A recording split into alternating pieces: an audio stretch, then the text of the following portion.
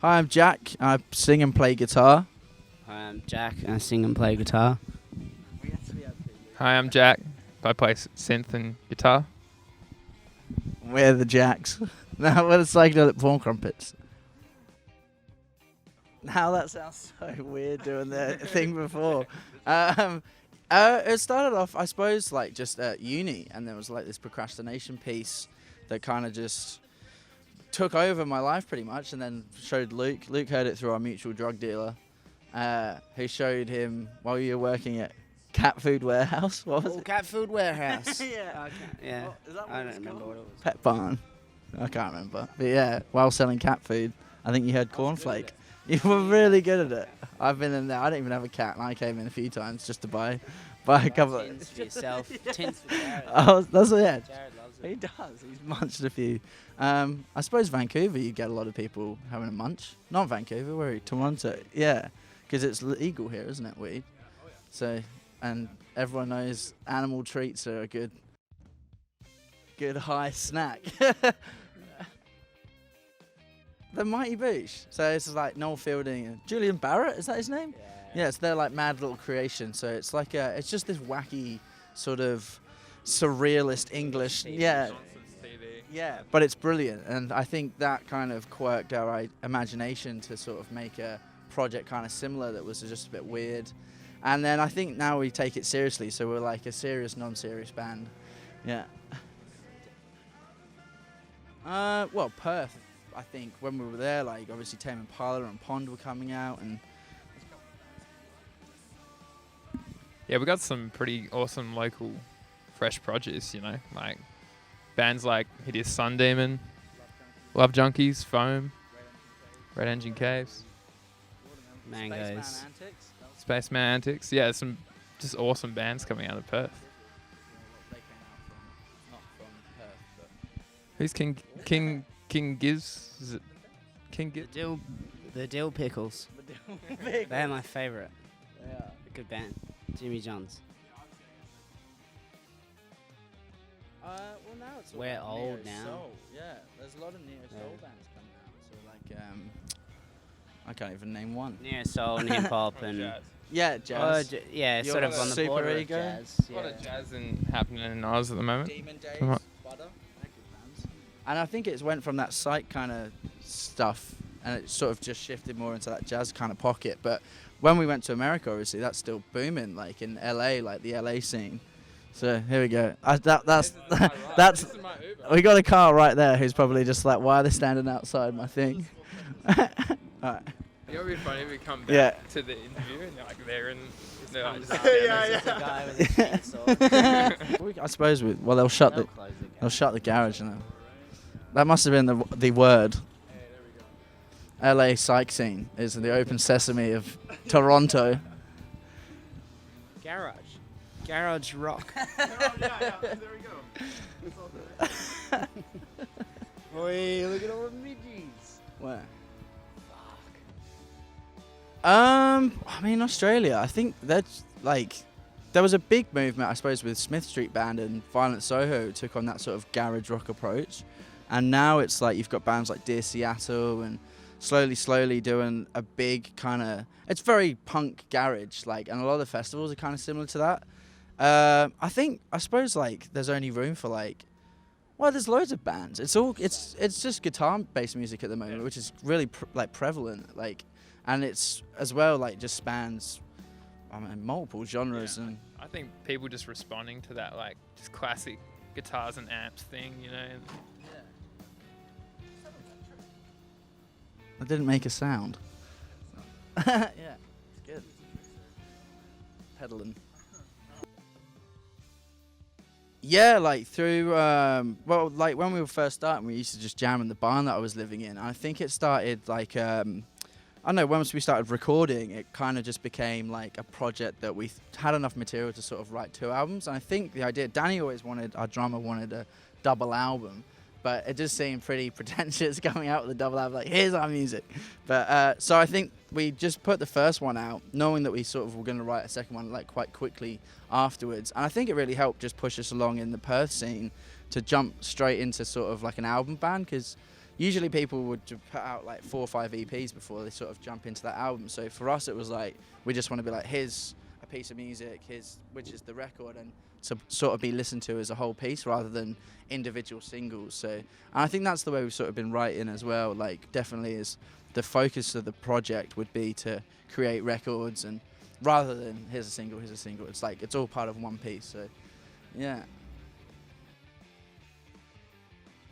Well, we kind of touched on it before the garage opened, but I suppose like in LA, like bands like Ty Segall and the OCs and like Frankie and the Witch Fingers and obviously Meat Bodies who we're playing with, Morgan Delt has like probably pushed the boundary as much as Australia has, and I think it's that.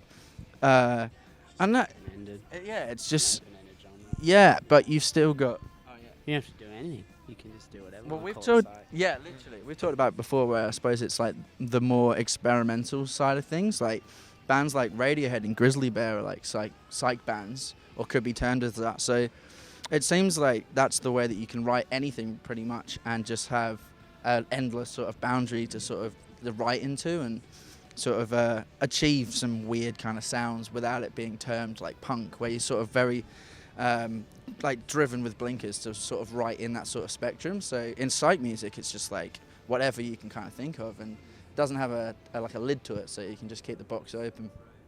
Yeah, exactly. I think as soon as you limit yourself, you start writing. Sometimes it's good, sometimes it's great, but like, we're going to only write songs about like the beach, and then you kind of like, I don't know, then you call yourself Beach Boys. And yeah, no, but I think, yeah, with us, it's like, I suppose even with the band name, like, what the hell, what are you going to expect? So it's kind of, it's interesting, I think, from an outside point of view as well, because it's like we said before, we're trying to not take it seriously, but there's also a serious element, I suppose, to some of the music. So, but you can expect anything. So, attacked by midgies. I think, well, it was like basically when we started doing our own shows, like heading on tour. I think we were putting on like 3 or 4 bands for like the lineup, and it just seemed like a better night out. Like when you go to a gig, it's like rather than just going to see the headliner and a support act, who kind of like, they might be like, I don't know, they might even never have met. It just seems like a good way of meeting bands that we like playing with. So the first tour we went on for the What Reality Records tour, we had Somnium, a band from Adelaide who we'd been listening to and loved, and another band called Hobo Magic who we found through Brisbane. Are they going? Oh no, there's no garage there. We're all good. I love how you picked this though. You're like, this is exactly what you said. Yeah. Oh no, he's turning. It's all good. Yeah. And another band called what's old Swanee's band? I can't even think. Elegant Shiva, amazing band who like so. Another band called Sunrose. I think we just went around the country finding bands that we just really dig. And Nala from Sydney. So, and now we still listen to that music. And it just seemed like we found like bands that we really liked. So it just seems like once you go to that city, you're excited to play the gig as well. Just curating a night rather than an individual. And trying to get in and out as quick as you can because your hangover hurts too much. So you're like, all right, we're gonna fucking do this one really well as well. Like, yeah.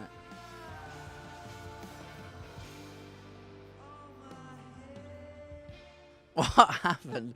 I think it just went through so many different concepts that, like, to stick with one wouldn't do anything justice, and everyone would be like, well, that doesn't make sense, and this doesn't make sense. So I think, like, it was originally, like, sort of like an Australian festival album. Like, we sort of went to Party in the Paddock and saw, it was like, just, we wanted to kind of make the happiest album we could think of. Like, we were listening to so much T-Rex at the time, and, like, Elton John and old school, like, 70s bangers, like, very Kinks influence, I think, so that we sort of like took homage from the like quaint country English style of living, like post-war, I think, and then we found this really cool little like sample that from this old village that I used to live in, like Aspie Guys, and it was basically like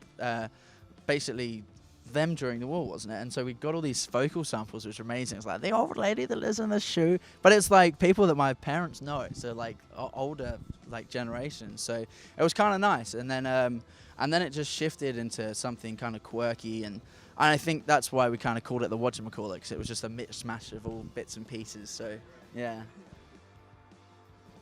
I think it definitely kind of well, I don't know if you want to call it like changed the demographic, I suppose, but in a good way, I reckon. Like, it's still, you've got fans from the first records that come, but I think if we kept doing that again, I think it would have got old quite quickly. So we kind of wanted to do something a bit different that would reach out and broaden sort of who we were sort of like I suppose who was listening, but it was also a double-edged sword because you kind of think about your demographic, and then when you're writing and you're like, oh god, like now I'm in like this wormhole of thought of who am I sort of creating this to? Is it a product? Is it just me having fun, or is it us just trying to create music? And I think it spiraled into that really kind of anxious world, which you do think about like too much. You're just going to create like something that you probably won't even like. So a lot of the time it was like, I don't know, trying to find a good balance between that. And I think now, after kind of going through that process, and it was probably not ideal, and I think we just got straight back to like, let's write music that we really enjoy, and if it's 7 minutes, who cares? We're going to write 7 minutes. If it's 2 minutes, it's 2 minutes. So don't try and aim for that 3-minute 30 voice, so someone's like, you got to get it on radio. Like, yeah. So yeah, that kind of definitely put us in, I mean, it pushed us into a different bracket, I think, from where we were from, but I think we wouldn't have done that without probably the hindrance of other sort of, I don't know, ears and eyes and sort of mouths kind of telling you what to sort of do. So yeah, it was basically tour of life, wasn't it? The van, like you were the sort of creator of the van Orc Chord, so it was basically what was going on there, and just these silly nights really. Just after our first international tour we'd ever done, which was through Europe, so it was like, I suppose, that was the catalyst for change, maybe. Yeah, it's kind of good. Yeah. If I keep my hands in my pocket. That's it. I can't hold the mic. Yeah. Put it in my teeth. Yeah.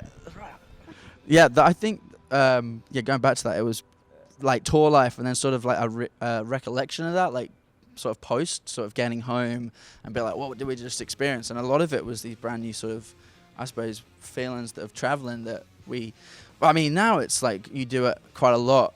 You travel, but you rarely get to see a place. Like we were talking, like, when did you get to Toronto? What have you seen? You sort of like, well, we literally have seen the venue and the Roddy place next door, which looks really good. But you rarely get to like do a lot. And I mean, like, we were like, can we try and wake up early and go see Niagara Falls or something like that? But you just miss out. Like, so I think that sort of builds this kind of angst against traveling. And you trying to break away from it being a job, but I think that kind of helps write heavier music and creates like more weirder nights, because you want to stay up till 5 a.m. to experience this city. So when people are like, what was it like? Like, oh yeah, but you wake up with a horrible hangover and then you do it all again the next day. But at least there's some interesting people and some interesting stories. Like, I mean, us at South by, when we were there the first time in America, there were so many kind of tales and bits and pieces that sort of came out of and it helps to write that way. So I mean, if we were a folk band, it probably wouldn't be a good song, but maybe we're in the right sort of industry that it kind of does make a good track.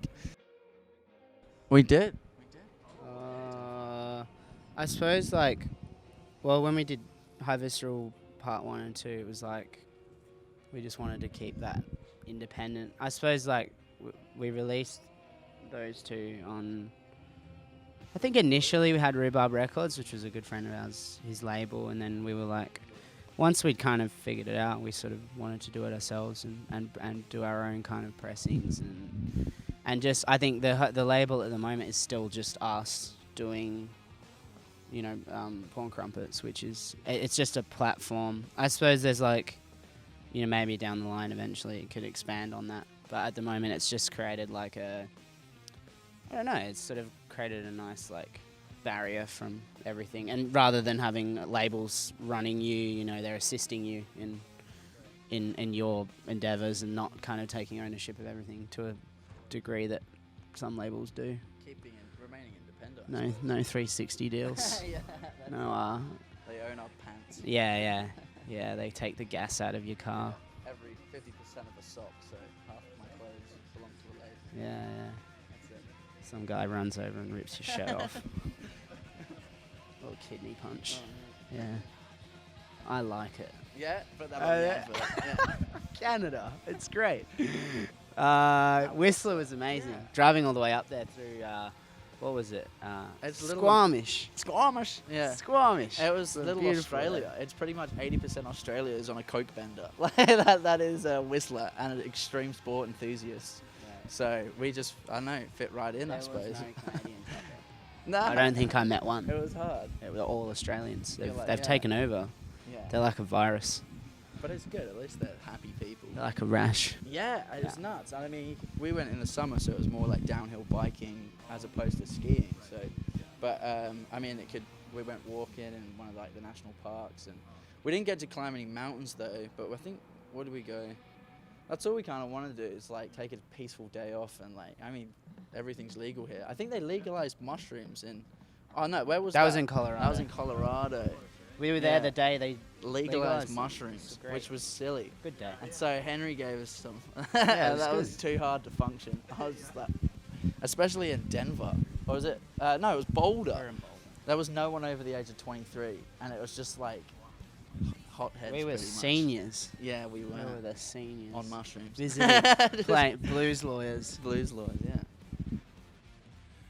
Oh, never. Like, Nah. We didn't expect it to get out of Perth or get out of our bedroom or even make it onto a weekend night of playing. Cassette Like, tape. we were pretty happy doing Tuesdays in the Swan basement, and people in Perth will know that. I think you do a lot of time doing that, and I think this was the project that I think when we started getting it up and running, and then people who we didn't know started coming to the shows. They're like, what the hell? Like, we don't know that person. They're here. They've come to our show. And it still blows your mind to be like, sometimes you just sit back, you're like, what the hell? Like, in Toronto, or you're in America, or you're in Canada. Like I said, like, I don't think we'd do half the traveling. Like, we'd just be like hermits in Perth, just recording in our bedroom still. Yeah. But now you're sort of thrust out to be like, people like think it, go if and play it. You're like, people- oh, If oh. people are coming, we'll Just- keep coming back and playing shows. What did we say? It's It's good.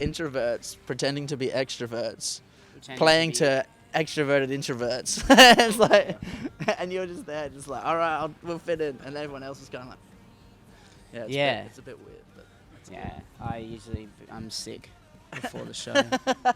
Yeah, it's lost. Yeah, thank you very much for the interview, though. It's really nice for having us. Cool. I don't know. Thank you for inviting us to Canada. Coins. Coins, yeah. Yeah, I've got a lot of coins.